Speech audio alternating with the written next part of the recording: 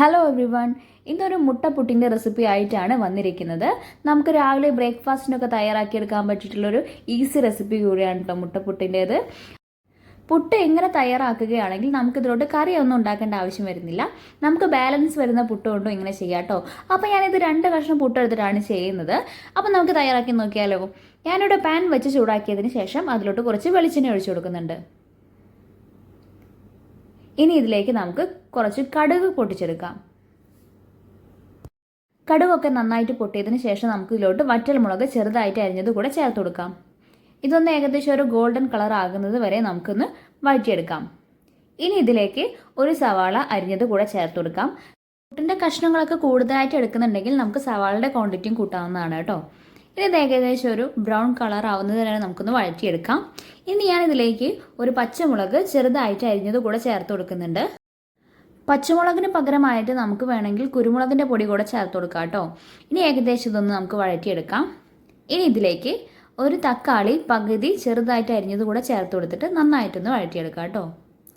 ഏകദേശം ഒന്ന് പാകമായിട്ട് ഉണ്ട്. ഇനി ഇതിലേക്ക് 3 വെളുത്തുള്ളി ചതച്ചത് കൂടെ ചേർത്ത് കൊടുക്കാം.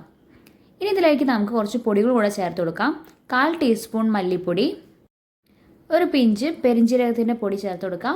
ഇനി ഇതിലേക്ക് 1/4 ടീസ്പൂൺ മഞ്ഞൾപ്പൊടിയും ആവശ്യത്തിന് ഉപ്പും കൂടെ ചേർത്ത് കൊടുത്തതിന് ശേഷം നന്നായിട്ടൊന്ന് വഴറ്റിയെടുക്കാം കേട്ടോ. ഇനി ഇതിലേക്ക് നമുക്കൊന്ന് മുട്ട ഒഴിച്ചു കൊടുക്കണം. അതിനായിട്ട് ഞാനൊരു മുട്ട പൊട്ടിച്ചിട്ട് അതിലോട്ട് കുറച്ച് ഉപ്പും കൂടെ ചേർത്ത് കൊടുത്ത് നന്നായിട്ടൊന്ന് ബീറ്റ് ചെയ്തെടുക്കുന്നുണ്ട്. ഇനി നമ്മൾ നേരത്തെ തയ്യാറാക്കി വെച്ചിരിക്കുന്ന മസാലയിലോട്ട് നമുക്ക് ഈ മുട്ടയൊന്ന് ഒഴിച്ചു കൊടുക്കാം. ഇനി ലോ ഫ്ലെയിമിലിട്ട് നന്നായിട്ടൊന്ന് വഴറ്റിയെടുക്കാം. ഏകദേശം ഒക്കെ ഒന്ന് പാകമായിട്ട് വന്നിട്ടുണ്ട്. ഇനി നമുക്ക് പുട്ട് ഉടച്ചത് കൂടെ ഇതിലോട്ട് ചേർത്ത് കൊടുക്കാം കേട്ടോ. ഞാനിവിടെ 1/2 കപ്പ് പുട്ട് ഉടച്ചത് കൂടെ ഇതിലോട്ട് ചേർത്ത് കൊടുക്കുന്നുണ്ട്.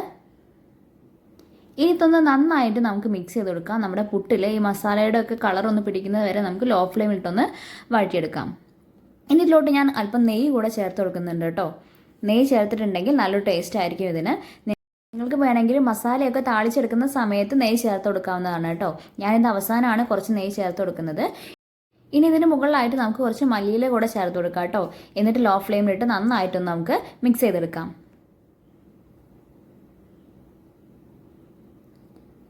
ഏകദേശം ഒന്ന് പാകമായിട്ടുണ്ട് കേട്ടോ. അപ്പം നമ്മുടെ മുട്ടപ്പുട്ട് ഇവിടെ തയ്യാറായിട്ടുണ്ട്. നമുക്ക് ബ്രേക്ക്ഫാസ്റ്റിനൊക്കെ കഴിക്കാൻ പറ്റുന്ന ഒരു അടിപൊളി ഐറ്റം തന്നെയാണ് കേട്ടോ മുട്ടപ്പുട്ടിൻ്റേത്. അപ്പോൾ എല്ലാവരും ഒന്ന് ട്രൈ ചെയ്ത് നോക്കണം കേട്ടോ. കുട്ടികൾക്കൊക്കെ വളരെ ഇഷ്ടപ്പെടുന്ന ഒരു റെസിപ്പി തന്നെയാണ് മുട്ടപ്പുട്ടിൻ്റേത്. അപ്പോൾ ഈ റെസിപ്പി എല്ലാവരും ഒന്ന് വീട്ടിൽ തയ്യാറാക്കി നോക്കുക. നമ്മുടെ വീഡിയോ ഇഷ്ടപ്പെടുന്നെങ്കിൽ ലൈക്ക് ചെയ്യുക. നമ്മുടെ ചാനൽ സബ്സ്ക്രൈബ് ചെയ്യാൻ വിട്ടുപോയിട്ടുണ്ടെങ്കിൽ സബ്സ്ക്രൈബ് ചെയ്യുക. അപ്പോൾ നമുക്ക് പുതിയ വീഡിയോകളായിട്ട് ഇനി കാണാം. അതുവരെ ബൈ.